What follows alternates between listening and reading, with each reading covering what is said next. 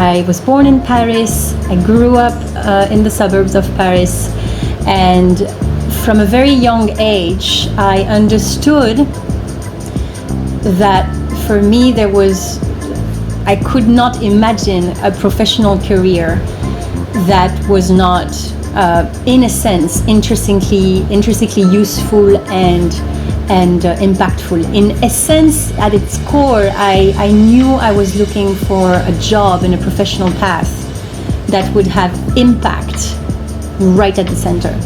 And so when I got lucky enough to enter one of the top business schools called HEC Paris out there, I of course opted for one of the specializations that they had at the master's level degree, which was on sustainability and social innovation. Didn't hesitate a second to take that specialization. And actually, before finishing my second year of master's degree, I also did not hesitate a second to take a gap year off my studies, and I dedicated this year to co-found a not-for-profit called Aqua, through which my three co-founders and myself, we traveled around the world, in Africa, in Asia, and in South America, at the service of NGOs and foundations and social enterprises through social impact assessment studies, which we realized and carried out for them. The more you challenge yourself, the more you learn.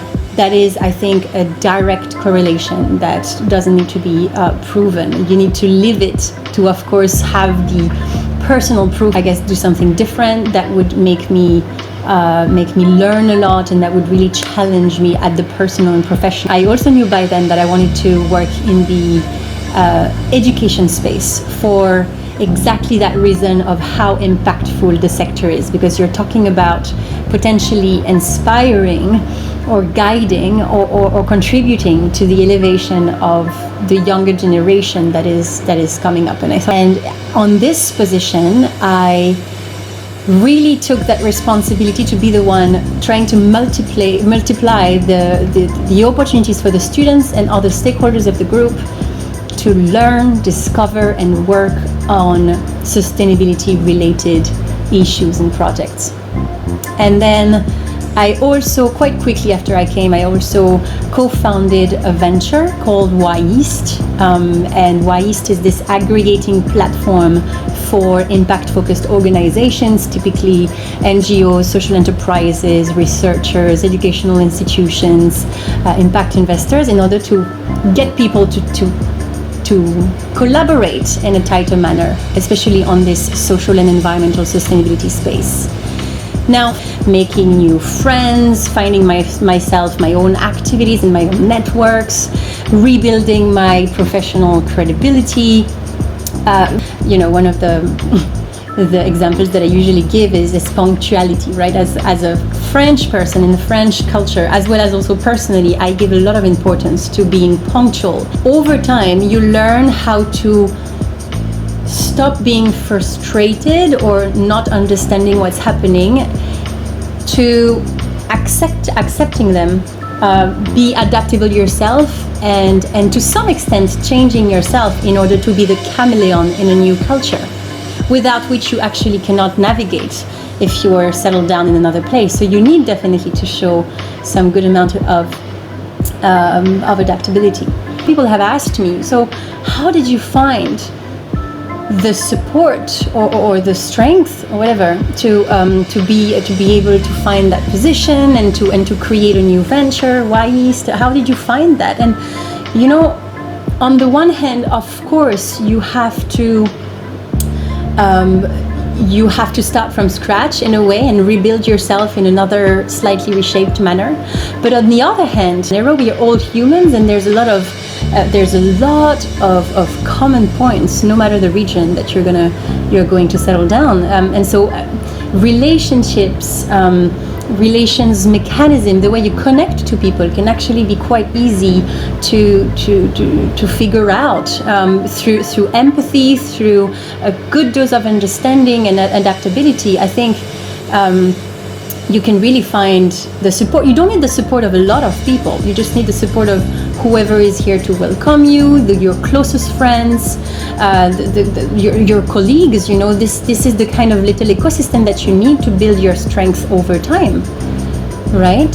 So I was lucky enough to be able to have this little support system locally, and it really allowed me to overall feel more and more comfortable and being at ease, and it started feeling like a second home here. But again, patience is also needed, because you definitely need it took me at least 9-10 months to be able to embrace my own decision to also move away from my family and my home. But it's definitely worth it. So a good dose of empathy, a good dose of local understanding, a good dose of believing in yourself as well, right? Because you do have some relevance, even if you come from a completely different place, because at the end of the day, we're all very human. And really trying to also come and keep your core values. These ones should not move. For example, my belief and value that I should spend my career doing something very useful, and by the way, I'm of course working at this crossroads, at my desired crossroads between education and sustainability. This was at the core of what I was doing, what I wanted to do, and I didn't let it go. And as a matter of fact, also, if you work in the development, social impact, environmental sustainability space, there's something magical about it, is that you will always find support. You will always be encouraged by people who are in the sustainability spaces, as well as people who are not working with that specific focus, who will support you into doing this, because there's something fundamentally good about choosing impact for a career.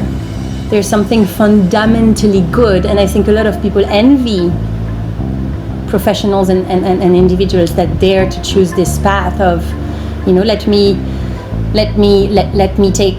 do something professionally that you might not value as much as M&A or banking or consulting or whatever.